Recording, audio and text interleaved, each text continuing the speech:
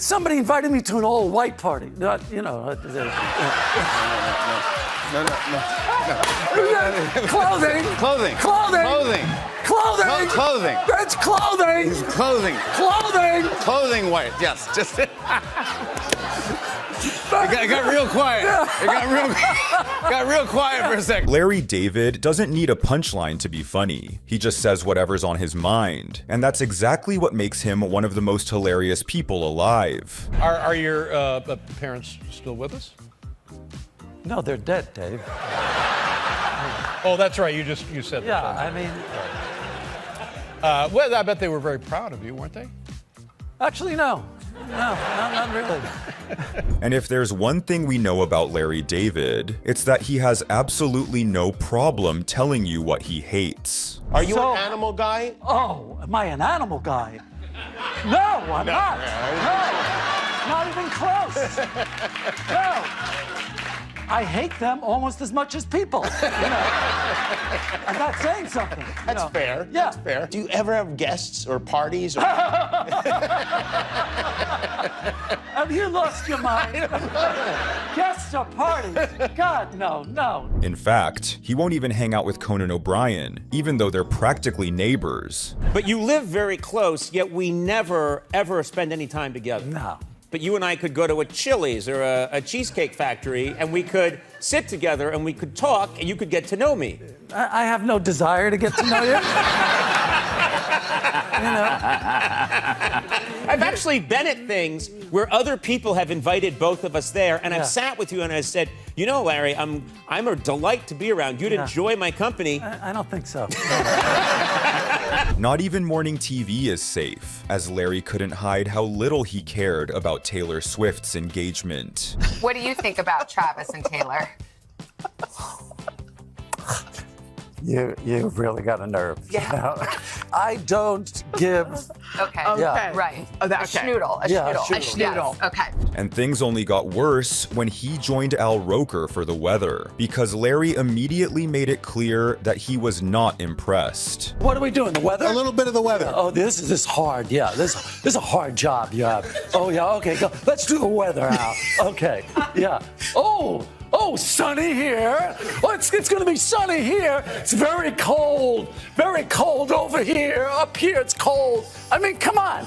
You go into all this detail. All you got to do is say, it's cold, it's warm, it's raining, it's snowing. That's it. That's when he took it even further, mercilessly roasting the meteorologist's fashion sense. And your glasses are ridiculous. Okay? How do you buy a pair of glasses? What do you think you are? What are you doing? Huh? I don't know how your producer lets you get on TV with those things. But would you believe that one of the most controversial moments of Larry's career came when he crossed paths with Elmo himself? Oh my gosh. You love Elmo, don't you? Oh my you okay? God. Mr. Larry, Elmo liked you before. Ask permission before you touch people, Larry. Let's get back on the couch and let's talk about how you're feeling. The viral moment even sparked online backlash. But of course, Larry doubled down. Elmo was talking. Yeah. Okay. I was waiting to be interviewed. And Elmo was going on about mental health. And I had to listen to every word. And I was going to go, oh my God. I don't think I can take another second of this. And so I got off my chair. And I approached him and I throttled him. And you know what? What? I would do it again. And when interviews get too personal, Larry shuts them down fast, like the time Chris Wallace asked him about his net worth. People are fascinated by how much rich people are worth. There's a lot of talk. That's a terrible question to ask. I think you're avoiding the question. None of your f***ing business. How about that? How about $100 million? Okay, how about you shut up? Okay? How about you shut up? Okay. Is that all right? I gotta say, you know, 100 interviews, nobody's ever said that to me Okay, before. well, just shut up. Okay. But to be fair, Larry's just as funny when the joke's on him. I just want to show there's an actual photo from the shoot. Oh my God!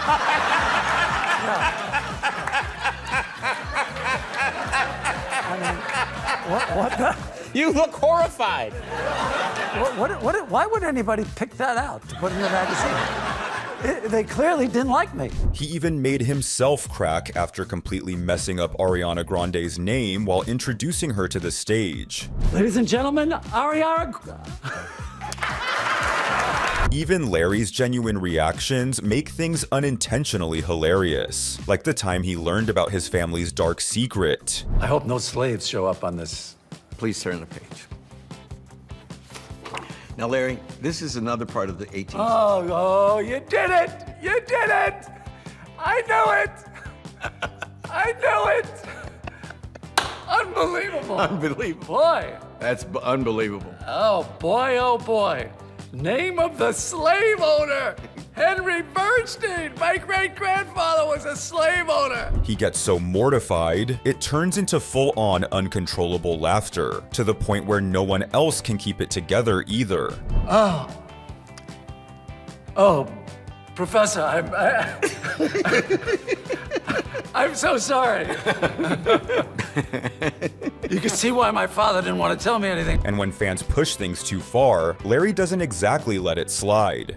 Wait, this is actually a question from my sister Annabelle, and she's actually watching. So anyway, I was wondering if you could respond and look at the camera and say Annabelle, because it's to her. If that would be all right. I mean,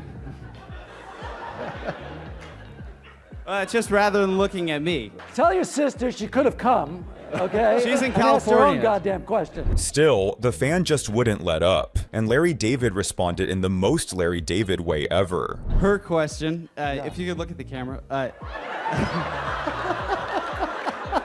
Do you believe the balls on this guy? Jesus Christ. Okay, do you have any other direction from me? What else do you want me to do? Should I stand? Then there's the time he mercilessly roasted a fan at a Q&A. Hi. I was just wondering, when you're coming up with ideas, do you sort of parse it as a... When you come up with an idea, does it immediately scream, stand up? Or more...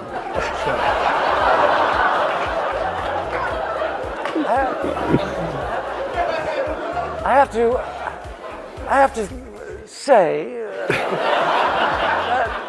you're a bit of a low talker.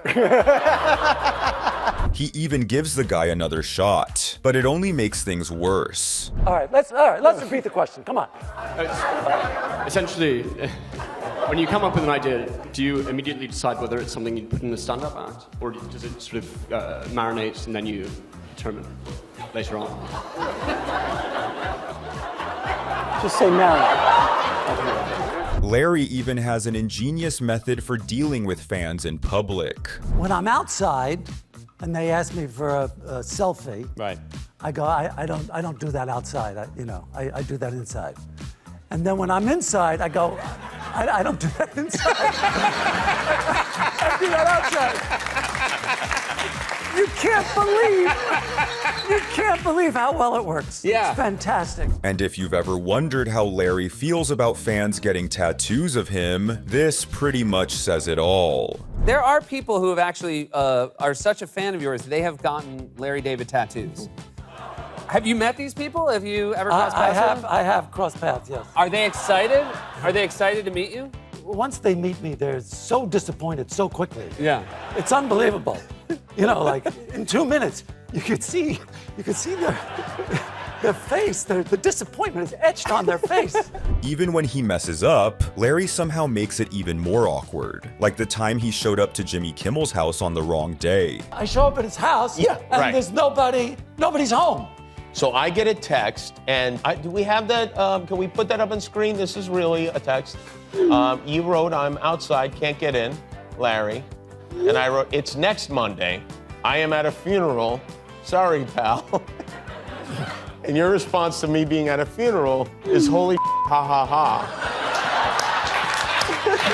Come on, that's pretty funny. And when it comes to destination weddings, Larry holds nothing back. First one is destination weddings. Okay. It's already funny. First of all, where is the wedding? How far is it? Another country. Okay, you don't even go. You don't go. You don't go. But it's a close family friend. I don't care. I am not flying 14 hours on a plane to somebody's wedding. I'm not going to do that. So what would be the distance from your house that you would An hour and a consider? half by car. That's it. But his best idea might be how to escape small talk at parties, because this one had people gasping for air. I have an idea for parties. You have a party sheriff, okay? Yep. And he sits. He's in a chair above the party. He's overseeing the party. Yep, like a lifeguard. Like a lifeguard. And he's seeing the conversations. He's looking at him. He's seeing how it's going. He's looking at the body language. He's timing conversations. And then he sees that somebody's in trouble. And he goes, okay, all right, I gotta go. He goes down. He takes the person by the arm. He goes, excuse me, this is over. This is brilliant. This is brilliant. I have to have this. Huh? I have to have this. At this point, it feels like every celebrity has a Larry David story, like when Michael Keaton talked about Larry's brutal honesty. What's your least favorite kind of note to get from a director? I'll tell you one that I got from Larry David, which is like my favorite ever. Yeah. And he goes, hey, yeah, remember before when you did that thing, you said that thing. Don't do that. Yeah, that was my favorite. Or the time Eva Mendes accidentally sent Larry a mortifying text message. I have this friend, this kid friend, I call him Little David, and every year he writes his play and I'm in it and it's wonderful and he's a great, young aspiring writer and I'm just, he's a doll. Anyway, so I was like, I should send Little David a text, and so I thought, I wrote him, you're a talented writer, exclamation point. Keep at it, exclamation point. You got a big future ahead of you, happy face. Oh, that's nice. Sweet, right? Yeah. So I checked my text. I sent it to Larry David. Larry David. But if you think Larry wants sympathy for being bald, think again. No, okay, so the University of Pennsylvania recently conducted a study that I want your take on. They found that bald men are perceived by ladies to be more attractive, confident, and dominant as compared to their full-haired counterparts. What a crock of shit. And there you go. And Larry wasn't done there, ruthlessly going after Matt Lauer. I'm sorry. It was so stupid that I had to say it. The stupidity had to be met with something like that. That's the only way I could deal with it. So for those believe me, as a bald man, okay, there's not a word of truth to any of that. Yeah. Larry even turned against an entire audience when they overindulged him during this late night appearance. Did you enjoy working on this book? I didn't really work on it. Yeah, thank you for your honesty. Yeah. Thanks for your honesty.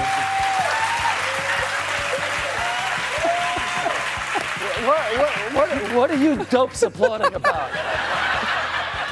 I said I didn't work on it, so what?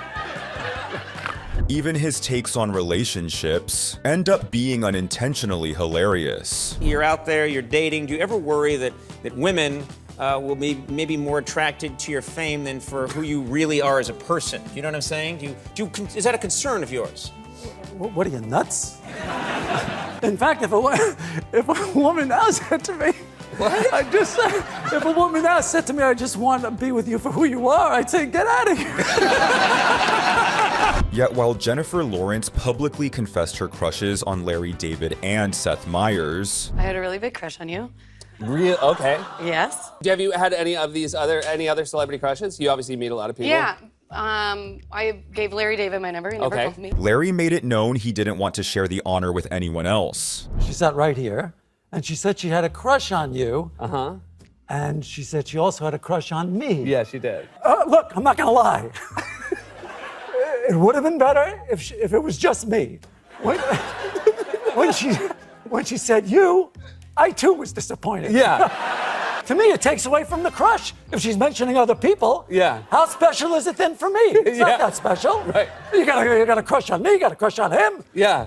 No good. Right, I see. Other times, he just says what everyone else is already thinking. Like when it comes to decorative pillows. What's with all the pillows on the couches? I don't get it. Who needs all these pillows? People with back problems? No, you only need one, really. You don't need 7. Well, they're decorative, don't you Yeah. think they add a little flair? Yeah, but it's too much. it's way too much. Yeah. All right, Larry. I think there's got to be an overall pillow reduction in our lives. That's what we should work on. Yeah. Even when discussing the death of his best friend, Richard Lewis, Larry can't help himself and slips in a little joke. He was just the sweetest guy. It's so hard to believe that he's not here. Actually, I talk to him because I feel he's watching me, and I tell him to, hey, leave me alone, keep away, you got stuff to do. I loved him. It's a big loss. And there's no doubt Richard would have loved that quip, as he and Larry were constantly making one another break with their side-splitting improv. You never call me.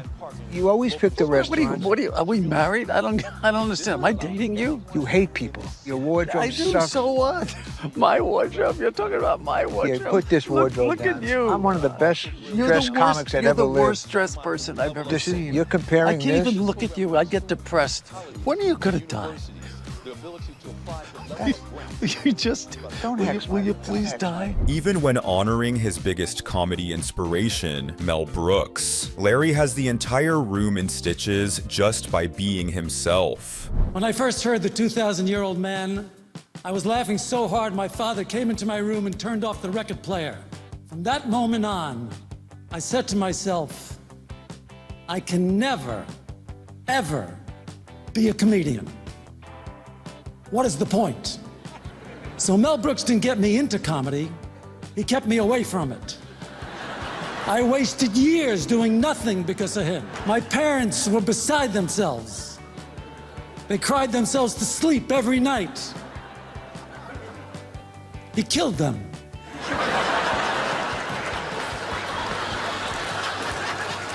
And red carpets are a complete nightmare for him, because he clearly does not want to be there. I defy you to ask a question that I haven't heard so far. Okay. Why did you choose to end the show now? See, that's not good. I've been asked that 6 times. Yeah. I just said I defy you to ask a question that I haven't been asked yet, and you asked the one question that everybody's asked. In fact, he doesn't even try to hide how much he hates interviews anymore. You are indecisive, is this true? Oh my God, yes. Yeah. Where does that indecision most play out in your life? Well, whether or not I was going to do this show. Yeah. Larry, they want you to do Seth Meyers. Nah. I don't know, maybe. So that was very indecisive. Well, I'm glad you decided to come. Thank How are you feeling about the decision? Not good. Yeah. Not good. But every once in a while, he realizes just how much he's turning into his Curb character. And that might be the funniest part of all. So the guy says to me, he's got a dog, he's talking about his dog. Yeah. And he says, oh, the dog is so cute, Yeah. And he shows me a picture. Yeah. And I look at the picture, I go, yeah, he's all right, And he goes, what, just all right? I go, yeah, it looks like a dog, Yeah. And so the guy kind of walks away, and I go home, and I'm thinking, geez, what the hell's wrong with you? So all night it bothered me, and the next day it bothered me, and I had true story, I sent him a text.